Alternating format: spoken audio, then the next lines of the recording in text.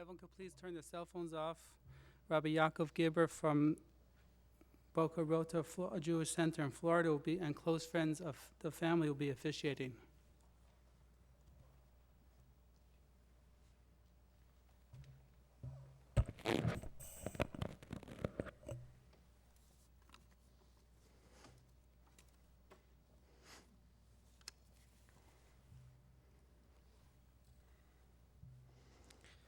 Mizmor LeDavid, Adonai roi lo yachzar. B'nois desho yarbitzeini al mei menuchos yinahaleini. Nafshi yishoivev yancheini v'maglei tzedek l'ma'an shemo. Gam ki eilech migeit sal moves lo yirara ki ata imadi. Shiftecha mishanetecha hei mo yinachamuni. Taroich lefonai shulchan neged tzayrai. Tishanetava shemen roishi koisi rivaya. Ach teva v'chesed yudefuni kol yemei chayai. V'shavti beveis Adonai li'orech yamim. God is my shepherd, I shall not want. God makes me lie down in green pastures, leads me beside still water, restores my soul. You lead me in right paths for the sake of your name. Even when I walk in the valley of the shadow of death, I shall fear no evil, for you are with me. Your rod and your staff, they comfort me. You have set a table before me in the presence of my enemies. You have anointed my head with oil, my cup overflows. Surely goodness and mercy shall follow me all the days of my life, and I shall dwell in the house of God forever. Eshes chayil mi imtza, a woman of valor. A woman of valor who can find. She is more precious than fine pearls. Her husband trusts in her, and she lacks nothing. She does him good, never harm, all the days of her life. She perceives that her labor is rewarding. Her candle burns on into the night. She reaches out to those in need. She extends her hands to the poor. She is clothed in strength and dignity, and she faces the future cheerfully. She speaks with wisdom. The law of kindness is on her lips. Her children rise up and they bless her. Her husband sings her praises. Many daughters have done valiantly, but you exceed them all.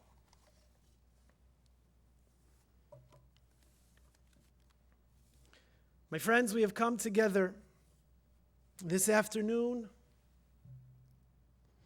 to pay our final respects, to give a kavod acharon to our most beloved, to a most cherished Lisa Blank. Aliza bat Simantov. It pains my heart to be standing before all of you. It stains and pains the collective hearts of every single one of us who've assembled here this afternoon.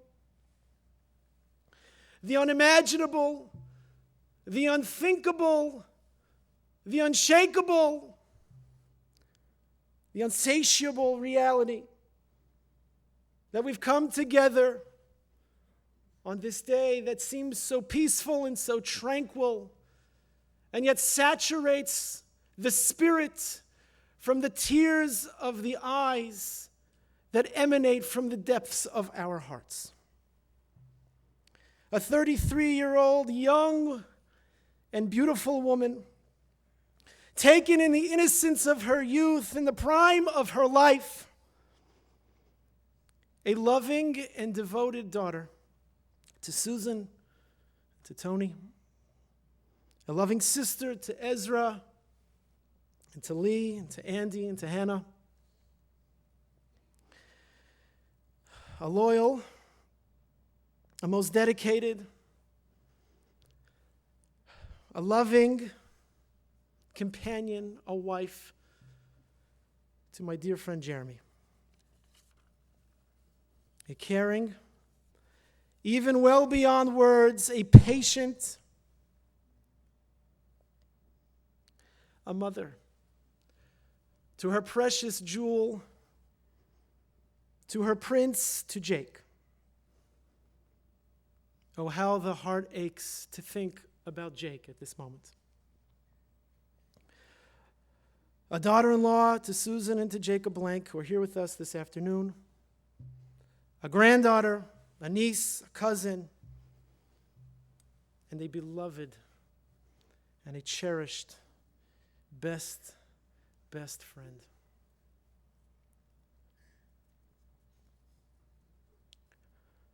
From the show of friends who are here this afternoon, it is so evident that the relationship that Lisa had with all of you, many of you whom have traveled from great distances to be with us, to be here with Lisa. Of course, the six-pack, the closest and the bestest of friends, traveling from Israel, from New York, from Florida, to but one more time assemble as a group of six. Friends, today, there are but no words. There are only tears.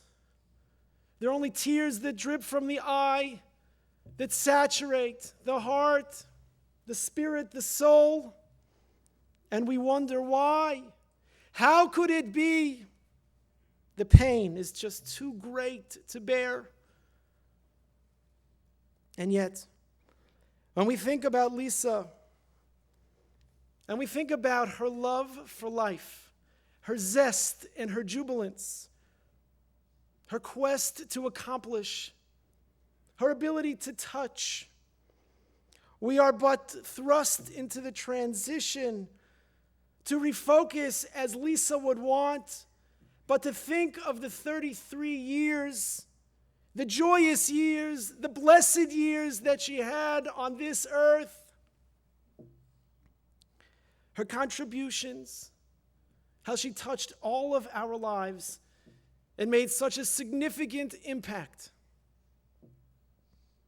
And so to think about Lisa, it is only fitting and appropriate to pay homage and true respect and to celebrate a life, albeit cut short, 33 years of joyous happiness, the life of Lisa Blank. The Torah teaches us of the passing of Aaron HaKohen, Aaron the high priest. And with great drama and great detail, the Torah describes how Aaron ascended to the mountain with his brother Moses and with his son Elazar. And he knew that his life was ebbing away. He knew that it was the end.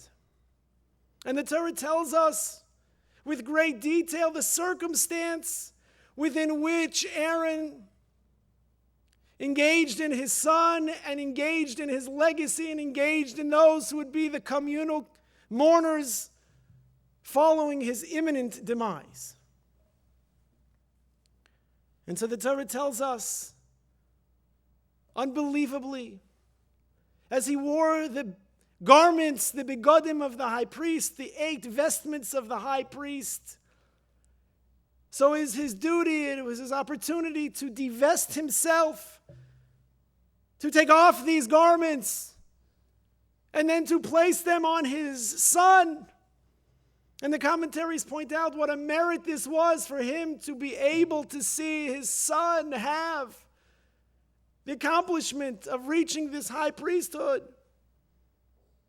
What is the specifics of the details of the divesting and thus the vesting of the garments from a father to a son, from a parent to a child, from a mother to a son? The commentaries teach us that unlike the usual manner within which one dresses, there was something profound and something unique about this particular happenstance. As Aaron would divest himself of his outermost garments, it was those outermost garments that his son placed upon his body that became his innermost garments, so that at the conclusion of the divesting of the Father, the outermost clothing of the Son, Elazar, was the innermost garment of the Father. What was reflected on the Son, on the offspring, on the child, was the inner essence of the Father. It's that which exuded from the teachings and from the examples, from the life and the values of who the Father was and what he represented. It is the essence that is the permeating element within which the outer garment of all of us who are assembled here this afternoon are to wear the outer garments of the inner essence of a beautiful woman. A woman, Lisa, who was so wonderful, who had an inner beauty, who was at peace and who was tranquil, who lived a life to its fullest.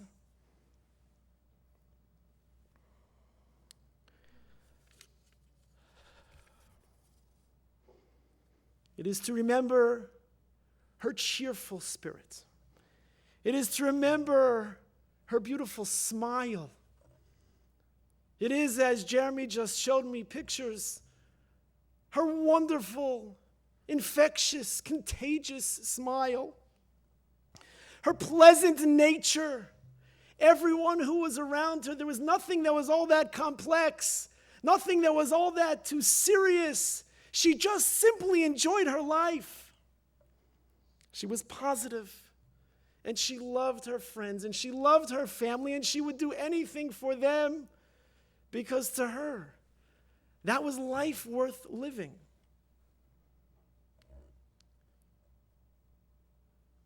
Rachel Hess, one of the beloved members of the Six-Pack, dear friends of Lisa, told me a beautiful story on our flight together from New York last evening. When it was Rachel's turn to care for her husband for over a year while he was recovering from an illness. So they had what to do with their children.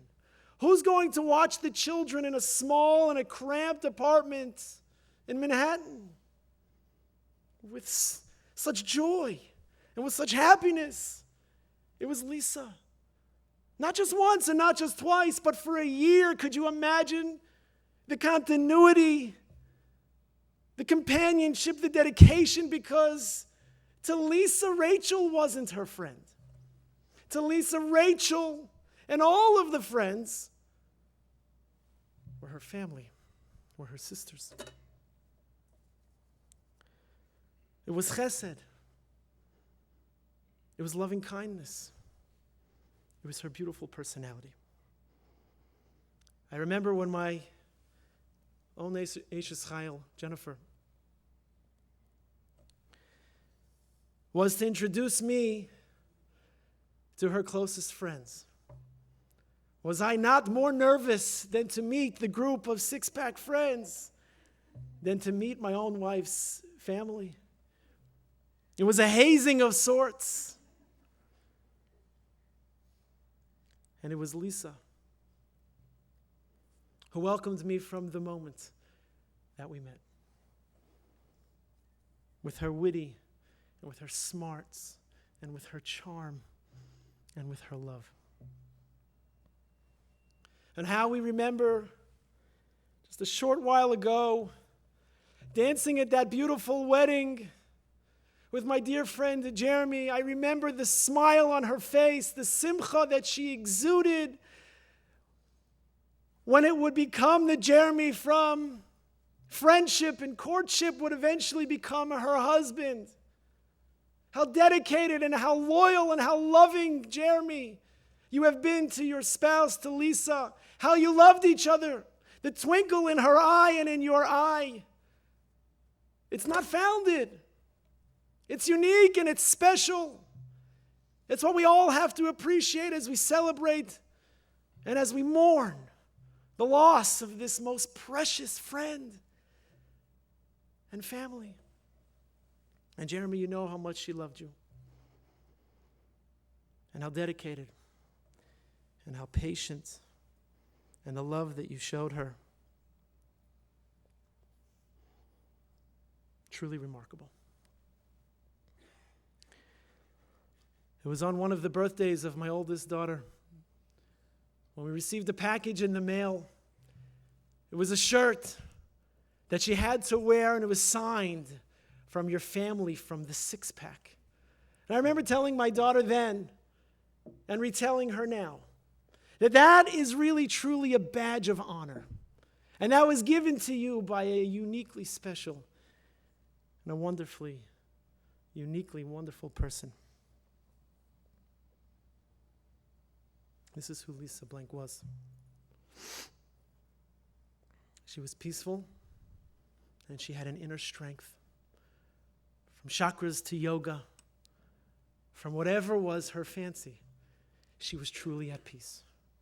And she was at peace holding her loving husband's hand up until that very last moment.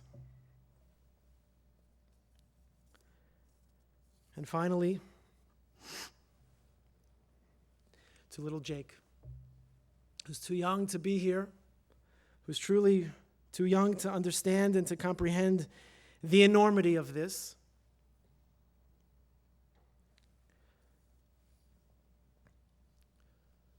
These eulogies are being recorded for the specific purpose of presenting them as part of the family treasure that will one day be bequeathed to Jake, that he should hear the stories of who his mother was. Jake, your mother was a very special woman. Your mother was cherished by so many people. You're going to hear these stories and the stories that follow,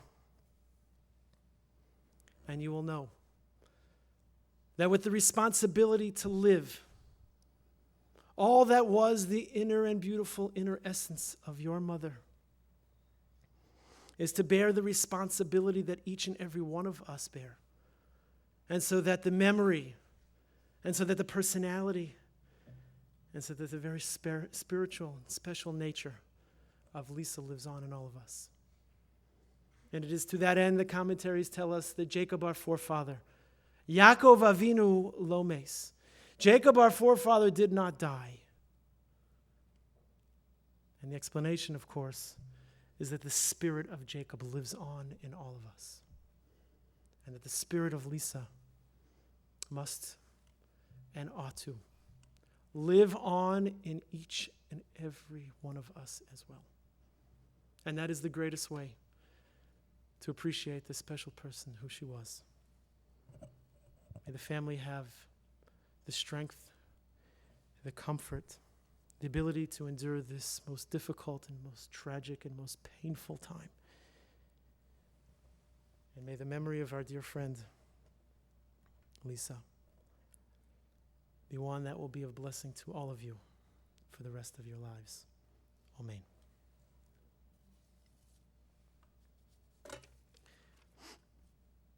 I'd like to now call upon Jeremy, loving husband, to say a few words of eulogy for his beloved wife.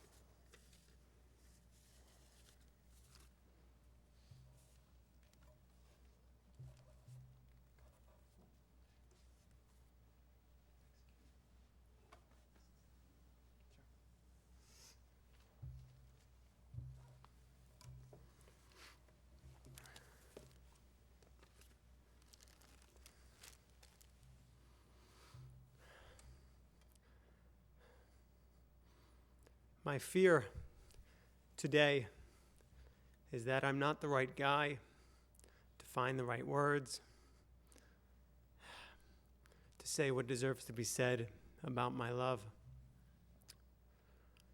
What I really need is my friend and my wife to hold my hand and to tell me that whatever I say, it's good enough, as long as it's real. I loved my wife. I loved my friend. Lisa Choueke was the only girl in the world that I wanted to be the mother of my son. Lisa was the only soul I wanted to confess my fears and insecurities too. And Lisa was the only partner I wanted to build a life with. Many of you loved Lisa longer than I did. I respect that. I appreciate that. I met Lisa in 2001. Those were really good days. Those were the days just out of school. Those were special days. We were living in a basement apartment, a 3-bedroom apartment on East 2nd Street. There were 4 guys and my younger brother on the couch. There was only one guy paying rent. Okay.